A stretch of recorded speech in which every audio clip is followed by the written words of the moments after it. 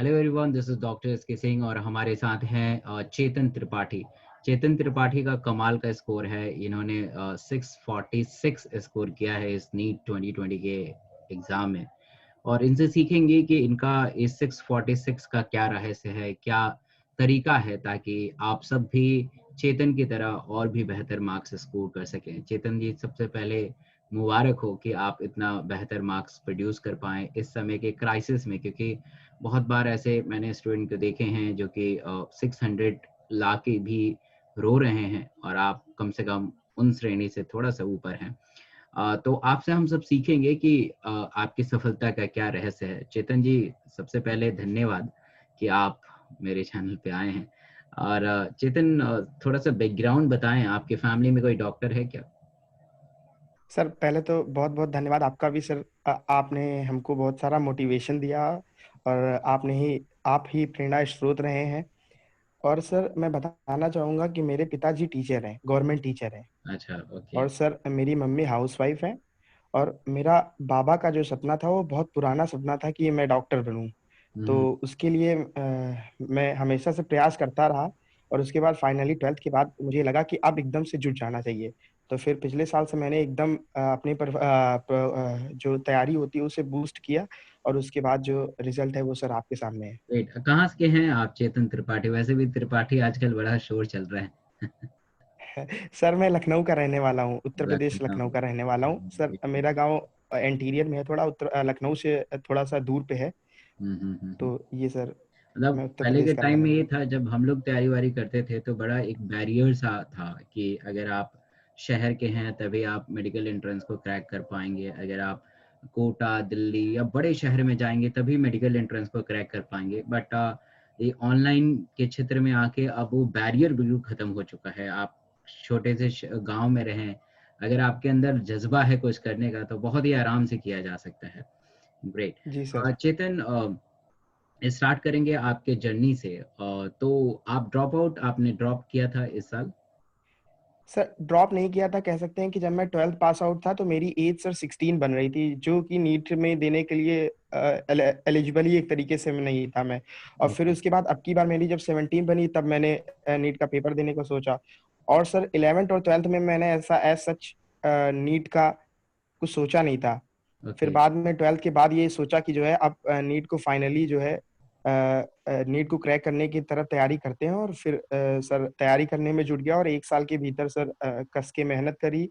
NCERT को बार बार revise किया और जो टू द पॉइंट अप्रोच रखी और उसी से सर सब चीजें आसान होती चली गई। मैं आपके मार्क्स को देख पा रहा हूँ यहाँ पे, और डेट ऑफ बर्थ को देख पा रहा हूँ कि आपका 2 अगस्त 2003 का डेट ऑफ बर्थ है, और फिजिक्स, केमिस्ट्री और बायो में सब में 99.9, मतलब कि 99 परसेंटाइल रहा है, जो काफ़ी कमाल का जी सर। स्कोर है। तो शुरुआत करेंगे थैंक यू सर। बायोलॉजी से, जो कि 99 स्कोर है। तो बायोलॉजी में आपने कैसे प्रिपरेशन किया, कैसे इतना बेहतर स्कोर कर पाए? सर बायोलॉजी का तो सर एक ही फंडा है, only NCERT, again NCERT, again and again previous year questions, again and again what you have read, revise it again and again. Sir एक यही सिंपल फंडा है।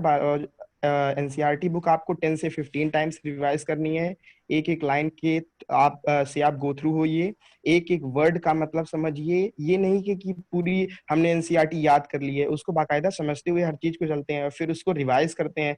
लास्ट मोमेंट पे आपको ध्यान रखना है कि जो एनसीईआरटी में डाटा है वो मोस्ट इंपॉर्टेंट है। वो कहीं और क्या डाटा लिखा है उससे कोई मतलब नहीं, जो एनसीईआरटी का डाटा है वही सबसे एक्यूरेट है, वही उसी पर क्वेश्चंस आएंगे।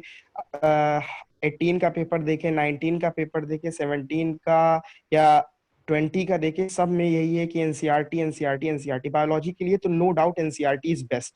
एनसीईआरटी बुक सबसे ज्यादा जरूरी है। आप उसका 10 से 15 टाइम्स रिवीजन करिए और अच्छे से प्रैक्टिस करिए, उनको बार बार रिवाइज करिए। यही सर बायोलॉजी का फंडा है सर। ग्रेट। चेतन, जब हम बड़े एग्जाम की तैयारी करते हैं तो उसमें काफ़ी लंबा वक्त लगता है, करीब 1 साल 2 साल।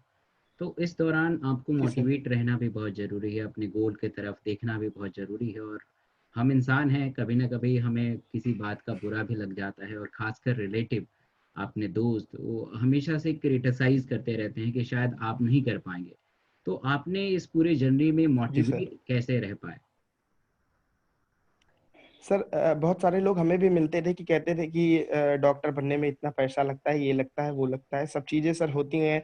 आप अपने आप को मोटिवेट रखने के लिए सर, हमारे एक बहुत जानने वाले हैं, वो एक बात बोलते हैं कि जो आपको डिमोटिवेट करता है उसे कोसों दूर कर दो, और उसकी बात ही आप मत सुनो। जो आपने जो चीजें जो आप तैयार कर रहे हैं, जो आप तैयारी कर रहे हैं, बार बार उसको पढ़ रहे हैं, तो आप उस पर कॉन्फिडेंस रहिए। जो डिमोटिवेट कर रहा है उसके पास ही आप मत जाइए, उसे फड़क, वो बोलते नहीं शब्द कि उसे पास फटकने ही मत दो, उसे हम्म। दूर भगा के रखो कि आप मुझे डिमोटिवेट कर रहे हैं, आप मेरी सक्सेस में बाधक हैं, आप डिमोटिवेट कर रहे हैं, तो इसलिए आप दूर रहिए। और मोटिवेशन के लिए आपकी वीडियोस हैं, मोटिवेशन के लिए कोई सक्सेस स्टोरी देखिए, मोटिवेशन के लिए कोई भी किताब पढ़िए, मोटिवेशन के लिए आप एपीजे अब्दुल कलाम को पढ़िए, किसी को भी पढ़िए। मोटिवेशन के लिए तो सर ग्रेट जो हमारे जो लोग हैं उनकी आपको किताबें पढ़नी चाहिए। मोटिवेशन के लिए यूट्यूब पे आपकी वीडियोस देख लेता था, यही सर सब मोटिवेट रहने का सर ये फंडा मेरी है। मेरी यूट्यूब पे वीडियो जो आप देखते थे वो कितना मददगार साबित हुआ आप सब आपके लिए?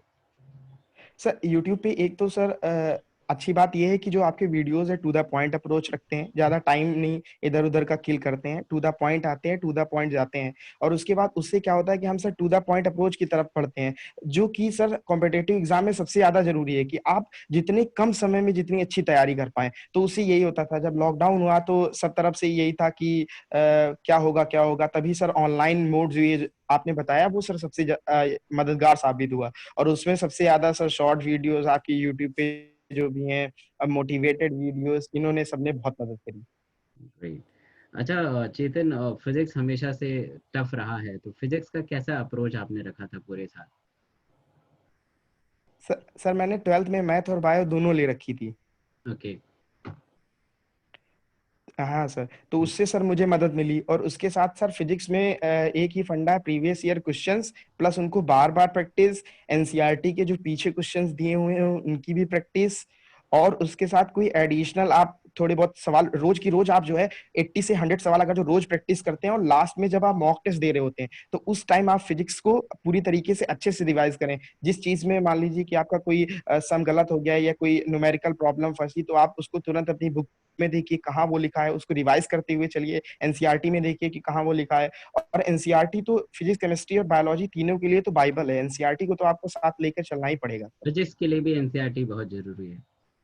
फिजिक्स के लिए एनसीईआरटी के क्वेश्चंस बहुत जरूरी है, फिजिक्स में जो सॉल्व एग्जांपल है वो बहुत जरूरी है, थोड़ी बहुत सर थ्योरी भी बहुत जरूरी है सर फिजिक्स में, अगर जो आपको नीट जैसे एग्जाम को क्रैक करना है।